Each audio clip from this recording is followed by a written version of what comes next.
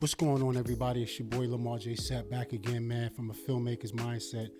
I just wanted to bring y'all another one today. I know it's been a few minutes that I've been up here, but I just want to bring y'all something right. I just don't want to. I try to put my mind more on value versus how many videos I drop, if that makes any sense. And today I just want to talk about 5 tips to pro and beginner filmmakers, but preferably beginner filmmakers. I just wanted to talk to y'all today, just to give y'all some advice on how to look at things moving forward. Okay, so I'm not going to waste your time. We're going to get into it. All right. So look, number five is don't confuse motivation with competition. Okay. For example, let's say you got a colleague, right? And he books 2 clients per week, maybe 1, but let's say 2 clients per week, right? And let's say you get there and you like, you know what, I'm gonna do 3 clients per week, right? There's nothing wrong with that, but don't make it competition. Make it more motivation, inspiration. Be inspired by your colleagues. Don't be in competition with your colleagues, because it's not gonna do you any good at the end of the day. It's not gonna serve you any benefit to be in competition with your colleague. In fact, the only person you should be in competition with is yourself. You want to be better today than you were yesterday. Whether that means, getting better at your ISO settings, getting better at your shutter speed, getting better at your focal lengths, knowing when to adjust these settings to fit your situation, right? To get a better video. And so you want to be inspired by your colleagues. You don't necessarily want to be in competition with your colleagues, because that's not going to do you any good. We don't compete with our colleagues. We all won, basically. All right, so that's number 5. Number four, offer your talent to other creatives, right? There's nothing wrong with you doing behind the scenes for another creative. There's nothing wrong with you assisting another creative. There's nothing wrong with that. It doesn't make you less than them. Everybody got a role to play. Everybody got a time to do it. You know what I'm saying? And my advice to you is, because I've done it before. I was an assistant to another creative, and I knew my role at the moment. I was an assistant, right? And so I brought my skill level to the table, right? But I didn't let it get in the way of knowing my position, right? But don't be afraid to do that. That doesn't make you beneath anybody. It's a village, like they say. It's a village, right? So you want to look at this from a experience standpoint. You might learn something. Hell, I've learned stuff going on sets that I've never knew for all the time I've been in the game. And I'm like, wow. It's the simplest things. Little things like handing someone a lens, right? And you don't release the lens until that person say, got it. So you could ask them, when you hand it to them, you could say, hey, when you hand them a lens, you say, hey, you got it? They say, I got it. Valuable lesson. Because you don't want to hand somebody a lens and then let it go and they didn't really have it. $5,000 lens on the ground. You're responsible for that in a professional setting. So you practice being professional, you'll become perfect at it. Even in situations where you're just shooting around and whatever, just practice being on that level of perfection. So you learn that while you out helping friends sometimes. Those are the things you learn. So that's lesson number 4.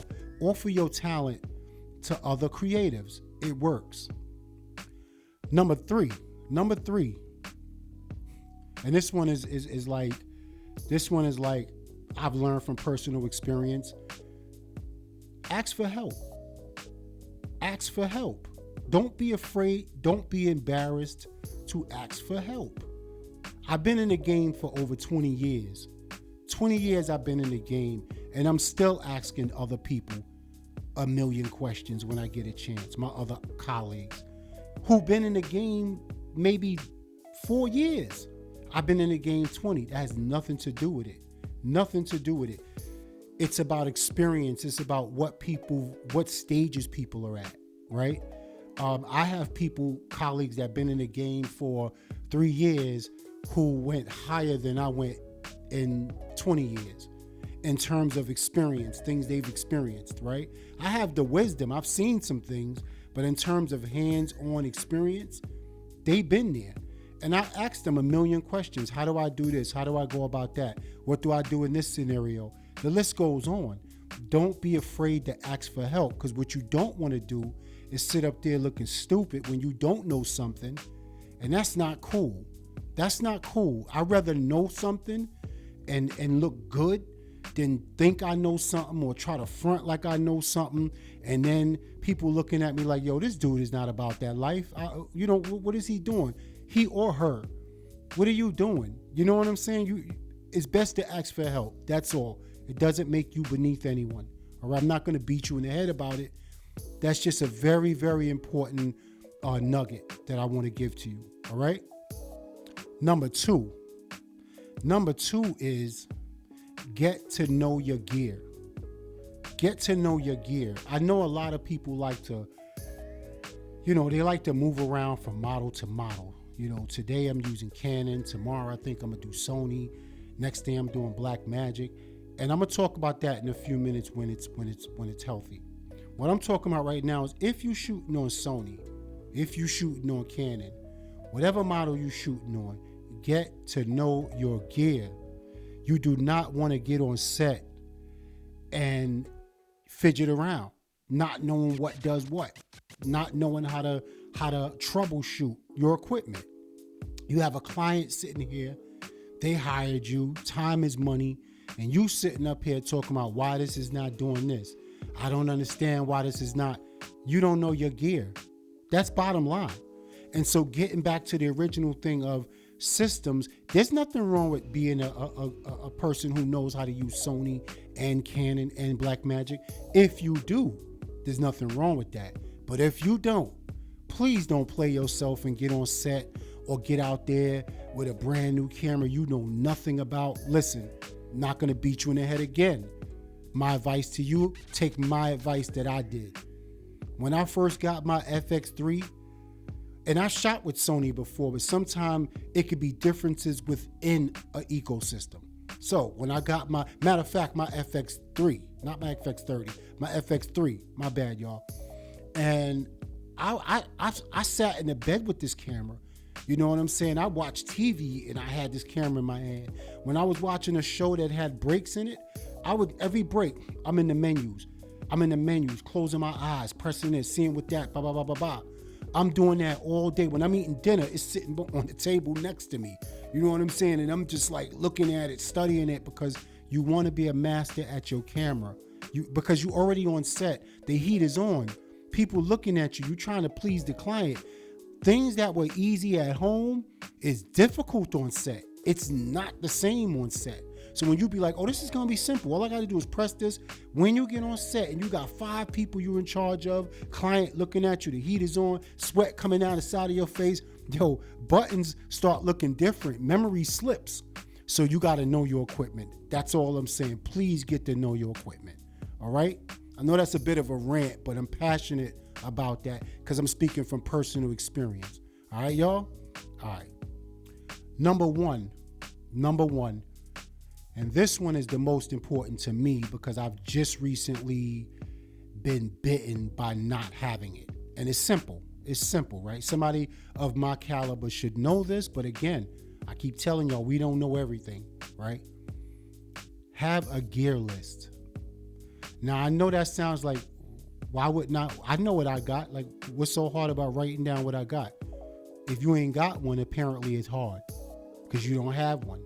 You'd be surprised on what you think you have looking around from what you have, right? That's really worth getting the job done. So you need to do some inventory of your gear, right? And you need to create an impressive gear list. Because when people approach you for a job, I'm talking about a decent paying job, they're going to want to know your gear list. They're going to want to know what you're shooting with or what you can shoot with, just in case we demand Canon and you're a Sony shooter. Can you use a Mark III, a C300 Mark II? Can you use that?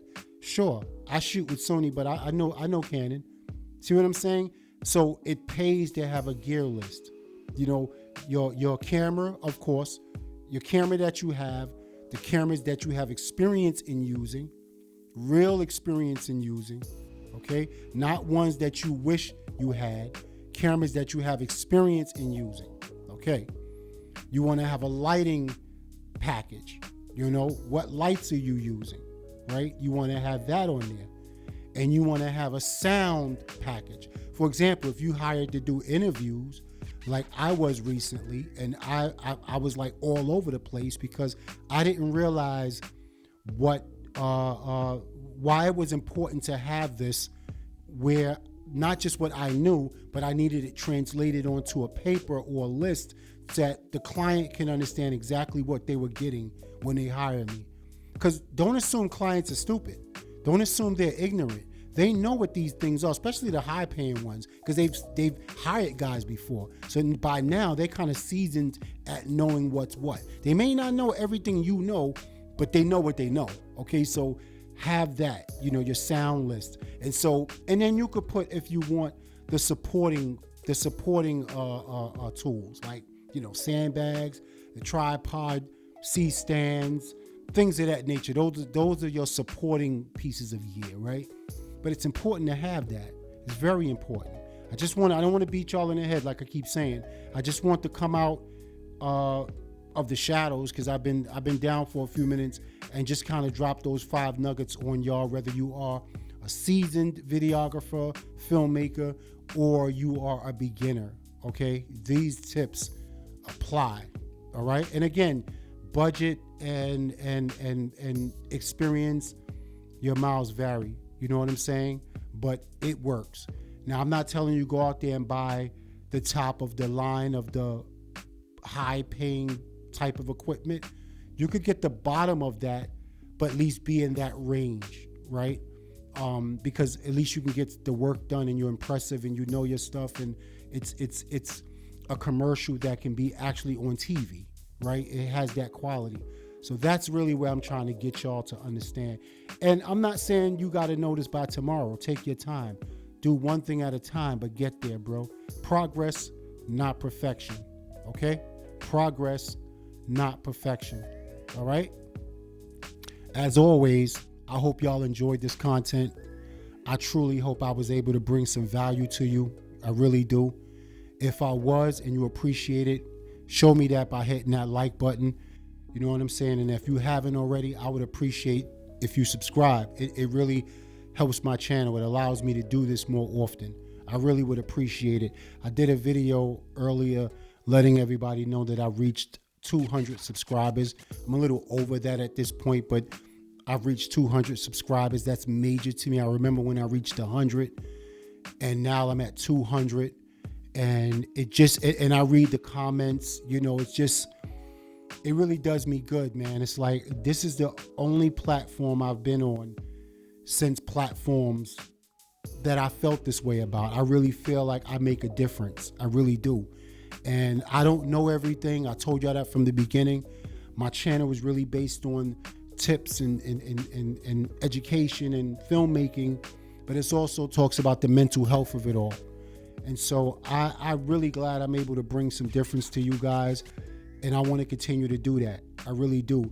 I read your comments. I get back to you as soon as I can, because it means a lot to me. It means a really lot to me to be appreciated by you guys and supported by you guys.